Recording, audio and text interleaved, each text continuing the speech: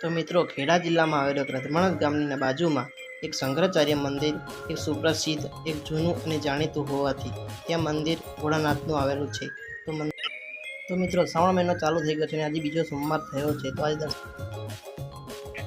તો મિત્રો અમે પહોંચી ગયા છીએ અત્યારે શંકરાચાર્ય મંદિરે દર્શન કરવા માટે અને હું દર્શન કરવા માટે આગળ જઈ રહ્યો છું. તમે જોઈ શકો છો.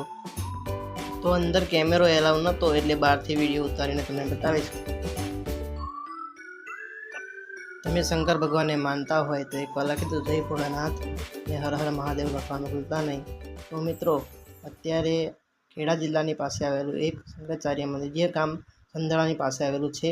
તો હાઈવે ટચ મંદિર છે. મિત્રો તમે એકવાર દર્શન કરજો ભોળાનાથના. તો સારું મંદિર છે, જોવાલાયક સ્થળ છે.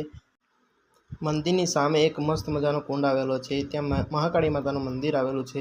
ત્યાં પણ એક મંદિર જ છે, નવું બન્યું છે અત્યારે. તો જોવા માટે તમે એકવાર દર્શન કરવા માટે આવજો. સરસ મંદિર છે, સરસ નજારો છે મિત્રો.